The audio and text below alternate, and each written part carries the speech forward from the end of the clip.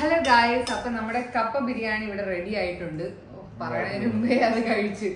Okay, അപ്പൊ actually ഇന്നത്തെ നമ്മുടെ വീഡിയോ കപ്പ ബിരിയാണി മാത്രം അല്ല, നിങ്ങൾ കുറേ പേര് റിക്വസ്റ്റ് ചെയ്ത് ചോദിച്ച വീഡിയോ ആണ്.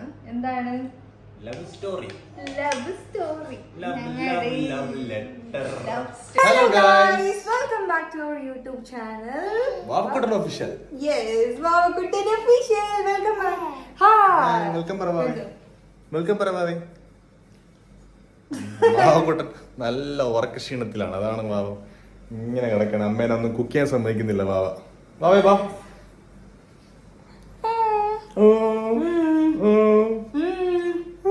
സുഖാണോ ചോദിച്ച എല്ലാവർക്കും?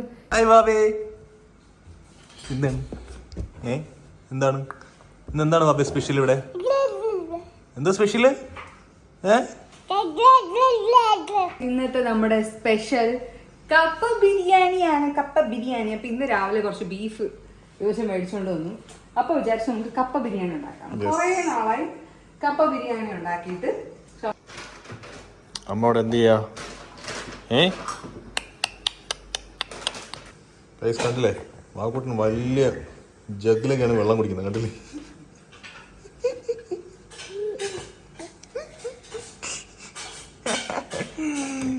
പിടിച്ചു കുടിക്ക്. അതന്നെ കുടിക്ക്.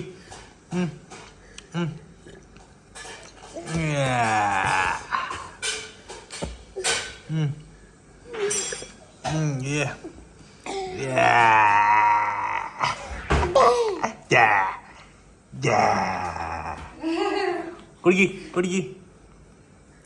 വലിയ ആൾക്കാരെ പോലെയാണ്. നമ്മൾ എന്ത് ചെയ്യണോ അതുപോലെ അവർക്ക് ചെയ്യണം.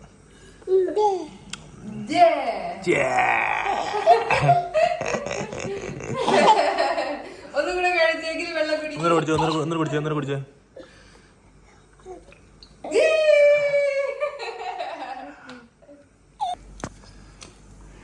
നിങ്ങൾ എപ്പോഴും സ്വന്തമായിട്ട് വാരിത്തുന്ന നല്ല കുട്ടിയായിട്ടുള്ള വാവക്കുട്ടനെയല്ലേ കണ്ടിട്ടുള്ളൂ. പക്ഷെ എല്ലാ ദിവസവും അതുപോലെ അല്ല. ചില ദിവസമൊക്കെ ഭയങ്കര വാശിയായിരിക്കും, കഴിക്കത്തില്ല. അപ്പൊ ഞാൻ ഇതുപോലെ എന്തെങ്കിലുമൊക്കെ കൈ കൊടുത്തിട്ട് പതുക്കെ ഇങ്ങനെ ഇരുത്തിയിട്ട് വായിക്കാത്ത വെച്ചു കൊടുക്കണം. കണ്ടോ? അതും കളപ്പാട്ടമൊന്നും ഇഷ്ടമല്ല. അതായത് ഇതുപോലെയൊക്കെ റാൻഡം ആയിട്ടുള്ള വേറെ എന്തെങ്കിലും സാധനമൊക്കെ ഇഷ്ടമുള്ളൂ. മെഡിസിൻ ആണോ അവർക്ക് ഇഷ്ടം? ഇതുപോലത്തെ എന്തെങ്കിലുമൊക്കെ സാധനം. ടാബ്ലറ്റ് ആണ്.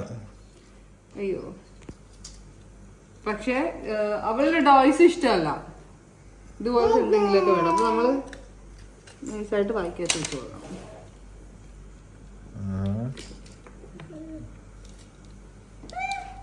എപ്പോഴും എന്ത് പറയാനാണ്, വാവക്കുട്ടൻ എപ്പോഴും നല്ല കുട്ടിയായിട്ട് ഇരുന്ന് ഫുഡ് കഴിച്ച് അതൊക്കെയാണ് നിങ്ങൾ വിചാരം. അല്ല, ചില സമയമൊക്കെ കഴിക്കത്തേ ഇല്ല, ഭയങ്കര വാശിയൊക്കെയാണ്. അപ്പോഴത്തേനും നമ്മൾ പതുക്കെ ഇങ്ങനെ ഇരുത്തി ഇങ്ങനെ കൊടുക്കും.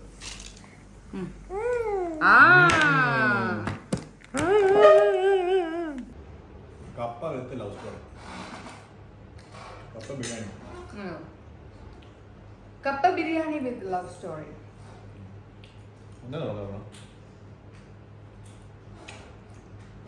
സോ അപ്പൊ ഗൈസ്, ഞങ്ങള് അടുത്തടുത്ത സ്ഥലങ്ങളിലാണ്, അതായത് അടുത്തടുത്ത ഇടവകയാണ്. അപ്പൊ നമുക്ക് പണ്ട് മുതലേ അറിയാം, കാരണം ഞങ്ങൾ ഒരേ സ്കൂളിലും കൂടിയാണ്. എൻ്റെ സ്കൂൾ സീനിയർ ആയിരുന്നു. ഞങ്ങൾ 2 വയസ്സിന് വ്യത്യാസമുണ്ട് കേട്ടോ. അപ്പോൾ സ്കൂൾ സീനിയർ ആണ്. എനിക്കൊരു 5ാം ക്ലാസ് പോലെ അറിയായിരിക്കും, 5-6ാം ക്ലാസ് മുതൽ അതുപോലെ അറിയാം. ആ സമയം മുതലേ ഞങ്ങൾക്ക് അറിയാം. അപ്പം എന്നെ 10ാം ക്ലാസ്സിലൊക്കെ പഠിക്കുമ്പോൾ സൈക്കിളിൽ കൊണ്ടുപോയിട്ടുണ്ട്. ഞാൻ 10 പഠിക്കുന്നു, ഞാൻ 8ാം ക്ലാസ്സിൽ. ഞാൻ എന്റെ സൈക്കിളിൽ ഫ്രണ്ടിലിരുത്തി ചവിട്ടി സ്കൂളിൽ കൊണ്ട്.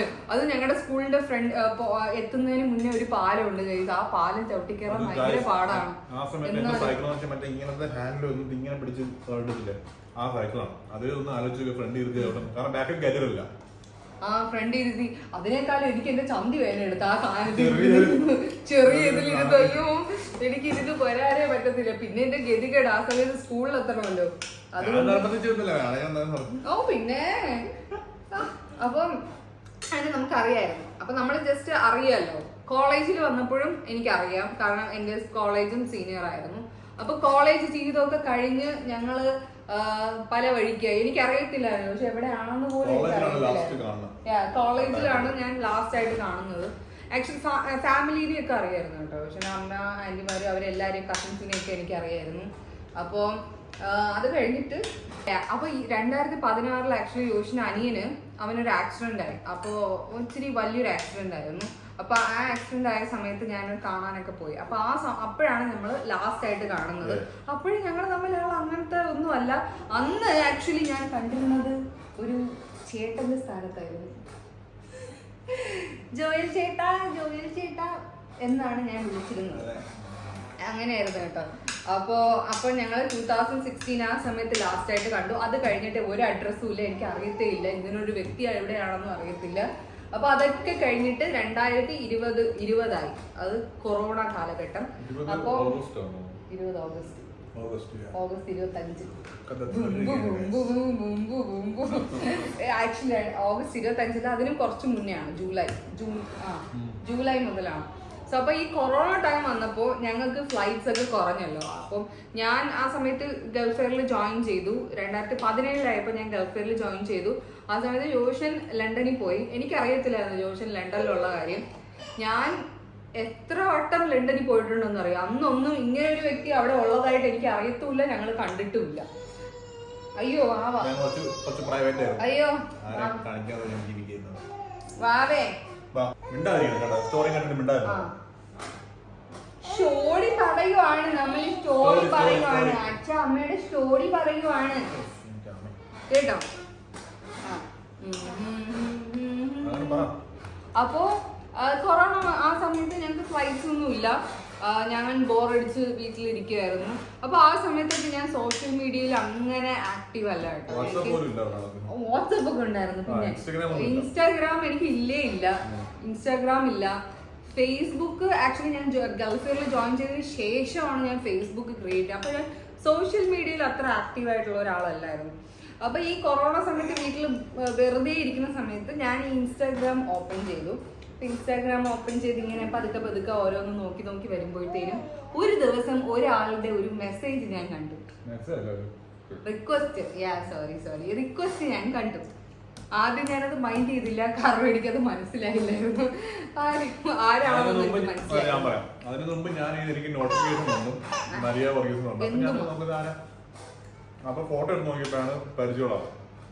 അങ്ങനെ പിന്നെ ഞാൻ എന്താ അറിയുന്ന കൊച്ചെല്ലുന്നത് റിക്വസ്റ്റ് കൊടുത്തു, അത്രേ ഉള്ളൂ. അപ്പം ഞാൻ ആദ്യം അത് മൈൻഡ് ചെയ്തില്ല. അത് കഴിഞ്ഞിട്ടാണ് ഞാൻ ഒരു ദിവസം ഇങ്ങനെ നോക്കിയപ്പോ അത് കണ്ടു. അങ്ങനെ ഞാൻ തിരിച്ചൊരു ഹായ് അയച്ചല്ലേ, ഞാൻ തിരിച്ചൊരു ഹായ് അയച്ചു.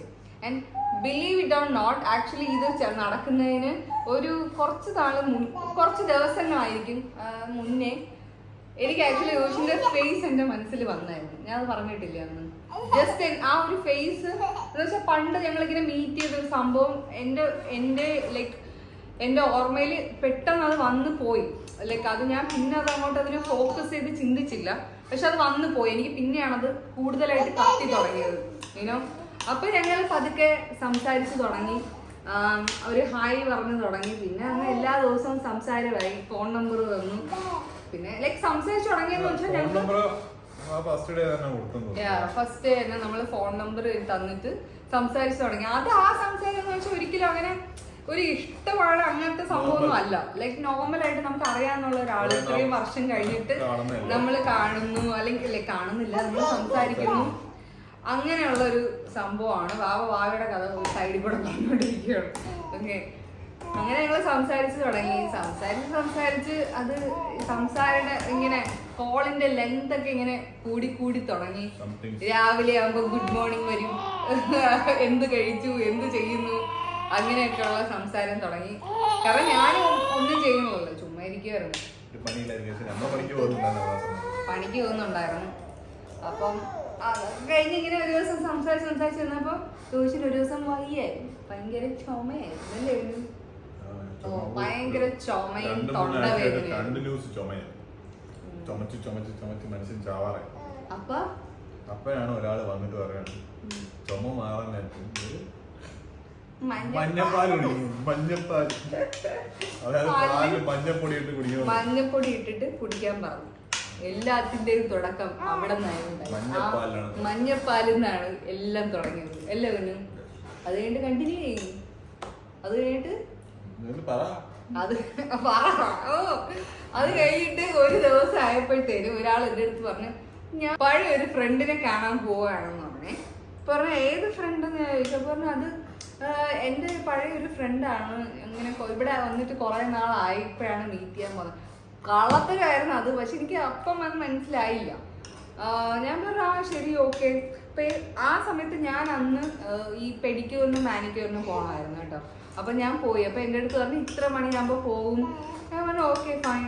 പക്ഷെ എനിക്കെന്തോ അവിടെ ഇരുന്നിട്ട് ഒരു ഇരിപ്പ് ഉറക്കുന്നില്ല. ആരെ കാണാനായിരിക്കും ഈ പോണത്? എന്റെ മനസ്സിലില്ല. ആ സമയത്ത് അങ്ങനെ ഇരിപ്പറ അതെനിക്ക് അറിയിട്ടില്ല. അങ്ങനെയൊന്നും ഉണ്ടായിരുന്നില്ല. പക്ഷെ എനിക്ക് എന്തോ ആരെ കാണാനാണ് പോകുന്നത് എന്നുള്ള ഒരു ക്യൂരിയോസിറ്റി. അപ്പൊ എന്റെ മനസ്സിൽ ഫുള്ളും ആരെ കാണാനാണ് പോകുന്നത്, ഇത് ഏതാണ് ഈ പഴയ ഫ്രണ്ട് എന്നുള്ളൊരിതായിരുന്നു. അവസാനം ഇവര് പോയി. ദിവസം പോയി ട്രെയിൻ കയറുമ്പോഴൊക്കെ ഞാൻ മെസ്സേജ് അയക്കുന്നുണ്ട്. അപ്പൊ എന്റെ അടുത്ത് മെസ്സേജ് അയച്ച് അത് ഞാൻ ഇനിയിപ്പം ഇത്ര മണി ആവുമ്പം ഞാൻ ഇനി തിരിച്ച് മെസ്സേജ് അയച്ചോളാം, എന്നെ വിളിക്കണ്ട എന്ന് പറഞ്ഞു. ഞാനാണെങ്കിൽ ഓക്കെ പറഞ്ഞാണ്. പക്ഷെ എനിക്ക് പറ്റുന്നില്ല. ഞാനിവിടെ പെഡിക്യൂറിലും വാലിക്യൂറിലൊക്കെ ഇരിക്കുമ്പോഴൊക്കെ ഞാൻ മെസ്സേജ് അയക്കുന്നുണ്ട്, എവിടെയാണ്, എവിടെ എത്തി, എന്ത് ചെയ്യുന്നു എന്നൊക്കെ പറഞ്ഞിട്ട്. അപ്പം അത് കഴിഞ്ഞിട്ട് ഇവർ രണ്ടുപേരുടെയും കൂടെ ഒരു ഫോട്ടോ മീൻസ് കാണാൻ പോയത് ഒരു പെങ്കൊച്ചിനെയാണ്. ഓക്കെ. അപ്പൊ അതാണ് എനിക്ക് ആക്ച്വലി കൂടുതൽ അങ്ങോട്ട് ഭയങ്കര ആരാണ് എന്നുള്ളൊരു ത്വര അതായിരുന്നു. അപ്പൊ ഇവര് സ്റ്റോറി ഇട്ടു അല്ലേ? സ്റ്റോറി ഇട്ടപ്പോഴത്തേക്കും സ്റ്റോറി ഇട്ടു. പക്ഷെ ഞാൻ ആരാണ് മോള് ആ സ്റ്റോറി ചെന്ന് ആരാണെന്ന് ചെന്ന് അപ്പൊ നോക്കിയപ്പോ ആ പെങ്കൊച്ചിന്റെ പ്രൊഫൈലിലാണ്. ഞാൻ ചെന്ന് അത് സ്ക്രീൻഷോട്ട് എടുത്തൊക്കെ നോക്കി ഇത് ആരാണ്. ക്ലിയർ അല്ലായിരുന്നു. But still like okay fine. എന്നിട്ട് എനിക്ക് എന്തോ ഒരു എന്ത് ഞാനാണെങ്കിൽ മുടി അന്ന് ഹെയർ ഒക്കെ കെട്ടിയതായിരുന്നു. Hair കട്ടിന്റെ photo അയക്കുന്നല്ലേ? ഞാൻ പറഞ്ഞല്ലേ ഞാൻ എത്തിയിട്ട് തിരിച്ചു മെസ്സേജ് അയക്കാൻ. ഇങ്ങനെ കണ്ടിന്യൂസ് എനിക്ക് മെസ്സേജ് അയക്കുന്നു. അത് മെസ്സേജ് അയക്കണമെന്ന് ചുമ്മാ ലൈക്ക് ഈ പെഡിക്യൂർ കൊള്ളാമോ അല്ലെങ്കിൽ ഫോട്ടോ അതൊക്കെ ആയിരുന്നു ഞാൻ ചുമ്മാ ഇങ്ങനെ അയച്ചോണ്ടോ. ഓക്കെ ഫൈൻ എന്ന് പറഞ്ഞിട്ട് എന്റെ മനസ്സിൽ ഒന്നുമില്ല ആക്ച്വലി ആ സമയത്തും. പക്ഷെ എന്തോ ഒരു ഡിസ്റ്റർബൻസ് അത് കഴിഞ്ഞ് രാത്രി തിരിച്ച് വന്നു. ഞാൻ എന്നിട്ട് വെയിറ്റ് ചെയ്തിരിക്കുകയാണ്. ഞാൻ അവിടുത്തെ ലണ്ടൻ ടൈം 11:30 ഞാൻ റൂമിലെത്തുന്നത്. അപ്പൊ റൂമിലെത്തി ഞാൻ എത്തിയെന്ന് പറഞ്ഞപ്പോഴത്തേക്കും ഉടനെ തന്നെ എനിക്ക് മെസ്സേജ് ചെയ്തു, ആ എത്തിയോ. അതുവരെ ആളിങ്ങനെ ഉറങ്ങാൻ നോക്കിയിരിക്കണം അവിടെ എന്താണ് നടക്കണമെന്ന്. ഞാൻ ജസ്റ്റ് ഒരു നമ്മുടെ സോഷ്യൽ മീഡിയയിൽ കണ്ട ഒരു കുട്ടിയെ മീറ്റ് ചെയ്യാൻ വേണ്ടി പോയതാണ്. സംസാരിച്ച് മീറ്റ് ചെയ്ത് വന്നു. അല്ല അങ്ങനെ ഡേറ്റിംഗ് ഒന്നും അല്ല, ജസ്റ്റ് പോയി മീറ്റ് ചെയ്ത് വന്നു. പിന്നെ പറയും വന്നിട്ട് അപ്പൊ തന്നെ വിളിക്കും രാത്രി. ഞാൻ പോയിട്ട് ഉറങ്ങാൻ വേണ്ടി വന്നത്, കാരണം ഞാൻ ഉറങ്ങുന്നതിൽ കുറച്ച് പഞ്ച്വാലിറ്റി ഉള്ള ആളായിരുന്നു. അപ്പൊ 11 വരെ ഞാൻ എത്തി ഒന്ന് ഫ്രഷ് ആയിട്ടപ്പോ തന്നെ അപ്പൊ തന്നെ വിളിച്ചു. എന്നിട്ട് വീണ്ടും നോർമലായിട്ട് ഇങ്ങനെ അതിങ്ങനെ സംസാരം അതിനെപ്പറ്റി ചോദിക്കണം, ആരാണ്, എവിടെ വെച്ച് പരിചയപ്പെട്ടത്, ഏത് ഫ്രണ്ട്, അങ്ങനെ അങ്ങനെ കൊറേയൊക്കെ ചോദിച്ചു. കൊറേ കള്ളത്തരങ്ങൾ അടിച്ചു വിട്ടു. ഞാൻ ആരാ മോളതൊക്കെ വിശ്വസിച്ചെന്നാണ് വിചാരം. ഞാൻ എല്ലാം എന്നെ പറയുന്ന ഓരോ കാര്യത്തിൽ ഇങ്ങനെ കണ്ടുപിടിച്ചോണ്ടിരിക്കുകയായിരുന്നു ഓരോ കള്ളത്തരങ്ങൾ. അപ്പൊ അത് കഴിഞ്ഞിട്ട് അങ്ങനെയൊക്കെ സംസാരിച്ച് നിൽക്കുമ്പോ ഒരു ദിവസം രാത്രി seriously guys I swear to God ഞാൻ വേറെ ഒന്നും മനസ്സിൽ വിചാരിച്ചിട്ടോ അങ്ങനെ പ്ലാൻ ചെയ്ത് വെച്ചിട്ടോ അങ്ങനെ ഒന്നുമല്ല. പക്ഷെ ഞങ്ങൾ സംസാരിച്ച ഒരു ഫ്ലോയില് സംസാരിച്ചോണ്ടിരിക്കുമ്പോഴത്തേനും ഞാൻ ചോദിച്ചു എങ്കിൽ നമുക്ക് കല്യാണം കഴിച്ചാലോ. അപ്പൊ ഞാൻ വിചാരിച്ചത് ഞാൻ ആലോചിച്ചിട്ട് പറയാം അല്ലെങ്കിൽ അങ്ങനെയൊക്കെ ഉള്ള മറുപടിയാണ്. ഒരു സെക്കൻഡ് പോലും എടുത്തില്ല. ഞാൻ പറഞ്ഞു നിർത്തിയില്ലായിരുന്നു. ഓ ശരി എനിക്ക് ഞാൻ റെഡിയാണത്. ഇങ്ങനെ പറഞ്ഞത് ഒരു സെക്കൻഡ് അല്ല, ഒരു സെക്കൻഡ് പോലും എടുത്തില്ല. അപ്പൊ എന്റെ അടുത്ത് അതിനിപ്പോ എന്താ നമുക്ക് കല്യാണം കഴിക്കാലോ. ഞാൻ പറഞ്ഞു കല്യാണം കഴിക്കാവോ. അതാണ് സ്റ്റോറി. അപ്പൊ ഞാൻ എന്നിട്ട് പറഞ്ഞു ഓക്കെ ഫൈൻ, എനിക്ക് ഒരു കാര്യം ചെയ്യാം, നമുക്ക് 2 വീട്ടിലും ഫസ്റ്റ് ചോദിക്കാം. കാരണം എനിക്ക് എന്താ പറയുക, നമ്മൾ ഈ സ്നേഹിച്ച് ഒരു ഇത് എത്തി കഴിയുമ്പോഴത്തേനും പിന്നെ നമ്മൾ വീട്ടുകാരെ കുറിച്ച് ചിന്തിക്കുമ്പോൾ അവർക്ക് ഇഷ്ടമില്ല. പിന്നെ എനിക്ക് അങ്ങനത്തെ ഒരു ഡ്രാമയുടെ എനിക്ക് വയ്യ, അത്രയും ആ ഒരു ഇത് എടുക്കാനുള്ള ഇത് എനിക്ക് വയ്യ. അപ്പോൾ ഞാൻ പറഞ്ഞു എന്തായാലും നമുക്ക് വീട്ടിൽ സംസാരിക്കാം, രണ്ട് വീട്ടുകാരുടെ സമ്മതം ഉണ്ടെങ്കിൽ നമുക്കിത് മുന്നോട്ട് കൊണ്ടുപോകാമെന്ന് പറഞ്ഞു. ഞാൻ പിന്നെ രാവിലെ എന്നെ പപ്പനെ വിളിച്ചപ്പോൾ കാര്യം പറഞ്ഞു, അവിടെയും പറഞ്ഞു വീട്ടുകാർക്ക് ഓക്കെയാണ്. വീട്ടുകാർ സംസാരിച്ചു, കല്യാണം ഉറപ്പിച്ചില്ലേ. അതാണ് പെട്ടെന്ന് കല്യാണം ഉറപ്പിച്ചു അപ്പൊ തന്നെ. അത് കഴിഞ്ഞിട്ടാണ് ആക്ച്വലി ഇതിന് ശേഷമാണ് നമ്മൾ ഇഷ്ടത്തോടെയുള്ള ഒരു സംസാരം തുടങ്ങിയത് അല്ലേ. അതിനുശേഷമാണ് ഈ രണ്ട് വീട്ടുകാരുടെ സമ്മതം എല്ലാം ആയതിനു ശേഷമാണ് ഞങ്ങൾ രണ്ടുപേരും ഒരു എന്താ പറയാ ഒരു ലവേഴ്സ് എന്നുള്ള രീതിയിലുള്ള ഒരു സംസാരം. അങ്ങനെ ഞങ്ങളുടെ കല്യാണം ഫിക്സ് ചെയ്തു. അപ്പൊ ഫസ്റ്റ് ഞങ്ങളുടെ കല്യാണം ഫിക്സ് ചെയ്യുന്നത് ഡിസംബറിലാണ്, ഡിസംബർ 30-നായിരുന്നു. അപ്പൊ ആ സമയത്ത് ഞങ്ങളുടെ കോൺട്രാക്ട് എന്ന് പറയുന്നത് 3 മാസം വെച്ച് ഇവര് കോൺട്രാക്ട് റിന്യൂ ചെയ്തുകൊണ്ടിരിക്കുകയാണ്. കാരണം നിങ്ങൾക്ക് അറിയില്ല, ആ സമയത്ത് എല്ലാ എയർലൈൻസിനും സ്റ്റാഫിനെ പിരിച്ചുവിട്ടുകൊണ്ടിരിക്കുമായിരുന്നു. അപ്പോൾ ഞങ്ങൾക്കും അങ്ങനെ തന്നെ ആയിരുന്നു, ഒത്തിരി ടെർമിനേഷൻസ് എല്ലാം ആയിരുന്നു. അപ്പം 3 മാസം കോൺട്രാക്ട് ആകുമ്പോൾ നമുക്ക് ഒരു 15 ഡേയ്സ് പെയ്ഡും 15 ഡേയ്സ് അൺപെയ്ഡ് ലീവ്. അപ്പം ഈ മാസങ്ങൾ ഒരേ ഒരു ഫ്ലൈറ്റ് കാണത്തുള്ളൂ, അങ്ങനെയായിരുന്നു. സോ അപ്പം ഞങ്ങൾ കല്യാണം ഫിക്സ് ചെയ്തപ്പോൾ ഞങ്ങൾ പറഞ്ഞു ഓക്കെ ഇപ്പം ഡിസംബറിൽ എനിക്ക് അൺപെയ്ഡ് ലീവ് ഉണ്ട്. അപ്പം ആ സമയത്ത് നമ്മൾ നാട്ടിൽ വരുന്നു, കല്യാണം കഴിക്കുന്നു, എന്നിട്ട് ഇങ്ങോട്ട് തിരിച്ചു വരുന്നു. അങ്ങനെയുള്ള പ്ലാനിങ് ഒക്കെ ആയിരുന്നു. അങ്ങനെ എല്ലാം ഫിക്സ് ചെയ്ത് ആക്ച്വലി ഫിക്സ് ചെയ്ത് വെച്ചാൽ ഡേറ്റ് ഒക്കെ അങ്ങനെ ആയി. വേറെ ഒന്നും നമ്മൾ എന്താ പറയാ റെഡി ആക്കിയില്ല. കാരണം യോഷൻ ലണ്ടനിൽ നിന്ന് വരണമല്ലോ. ആ സമയത്ത് ലണ്ടനിൽ നിന്ന് ഇങ്ങോട്ട് വരുന്നതാണ് കുറച്ച് എന്താ പറയാ പാടുള്ള സംഭവമായിരുന്നു. ആ സമയത്ത് ഫ്ലൈറ്റ് ഒന്നുമില്ല, കോവിഡ് ടൈം ആയിരുന്നു, നല്ല സീരിയസ്, അതായത് പീക്കിൽ നിൽക്കണ ടൈം. അതുമല്ല ലണ്ടനിൽ നിന്ന് ഏതോ ഒരു പുതിയ വേരിയന്റ് വൈറസ് നാട്ടിലേക്ക് കടക്കുന്ന ടൈമായിരുന്നു. അതെ, അങ്ങനെ അപ്പം എങ്ങനെയെങ്കിലും നാട്ടിലെത്തിയാൽ മതി എന്നുള്ള ഒരു ഇതായിരുന്നു എനിക്ക്. അതും ദൈവാനുഗ്രഹം കൊണ്ടാണ് ആ സമയത്ത് എത്തിയത് അല്ലേ.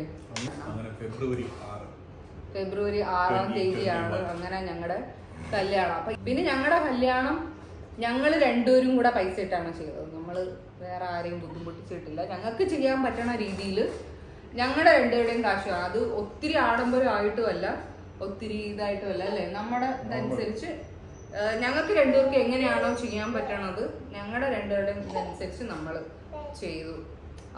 എനിക്ക് ഭയങ്കര പ്രൗഡായിട്ടുള്ള ഒരു കാര്യമാണ്, എനിക്ക് ഭയങ്കര സന്തോഷമുള്ള ഒരു കാര്യമാണ്. അത് എത്ര ഭയങ്കര ആഡംബരമായിട്ട് നടക്കുന്നു എന്നുള്ളതിലല്ല, നമ്മുടെ സ്വന്തം കാശുകൊണ്ട് നമ്മുടെ കാര്യങ്ങൾ നടത്തുമ്പോൾ അതിലൊരു സന്തോഷമാണ് അല്ല. പിന്നെ ഇതാണ് ഞങ്ങളുടെ ലവ് സ്റ്റോറി. ഇവിടം വരെ ആയി. ഈ കൊച്ചു ശുന്നരി വരെ ആയി. ഞങ്ങള് കൊച്ചു ശുന്നരി വന്നു. നീ കുറച്ച് കഴിയുമ്പോ നീ വലുതാകുമ്പോ ഈ സ്റ്റോറിയൊക്കെ ഒന്ന് കേൾക്കണം, മനസ്സിലായോ? അപ്പൊ ഇത്രയേ ഉള്ളൂ ഗൈസ് ഞങ്ങളുടെ ലവ് സ്റ്റോറി. ഞങ്ങളുടെ ഒരു കുട്ടി ലവ് സ്റ്റോറിയാണ് അല്ല. നമ്മളൊന്നും അങ്ങനെ ലൈഫിൽ ഞങ്ങൾ ഒരിക്കലും വിചാരിച്ചിട്ടില്ല അല്ല. ഞാൻ സ്കൂളിൽ പഠിക്കുമ്പോൾ ഒരിക്കലും വിചാരിച്ചിട്ടില്ലേക്കാണ് ഞാൻ കല്യാണം കഴിക്കുമെന്ന് അല്ലേ പൊന്നു. പക്ഷെ ഇതിൽ ഇനിയൊരു കാര്യം എന്തെന്ന് അറിയാമോ, ഈ ചോദിച്ചിന് എന്റെ അടുത്ത് പണ്ട് മുതലേ ക്രഷ് ആയിരുന്നു. അതൊന്നും ഒരു പറയുമ്പോൾ ഇതില്ല, വിചാരത്തോടെ പറ ഇങ്ങോട്ട്. നല്ല ക്രഷ് ഉണ്ടായിരുന്നു, നല്ല ക്രഷ് ഉണ്ടായിരുന്നു. കാണാനൊക്കെ നല്ല ഭംഗിയായിരുന്നു ആ സമയം. നല്ല ഭംഗിയായിരുന്നു. അത് ശരിയാണ്, എന്റെ സൗന്ദര്യം എല്ലാം പണ്ടത്തെ സൗന്ദര്യം ഇല്ലേ അല്ലേ. സ്കൂളിൽ പഠിക്കുമ്പോഴായിരുന്നു ഞാൻ ക്യൂട്ട് ഗൈസ്. അപ്പൊ ഞങ്ങളുടെ ഈ കുട്ടി വീഡിയോ നിങ്ങൾക്ക് ഇഷ്ടപ്പെട്ടിട്ടുണ്ടെങ്കിൽ like, share and subscribe. Bye bye. എല്ലാവർക്കും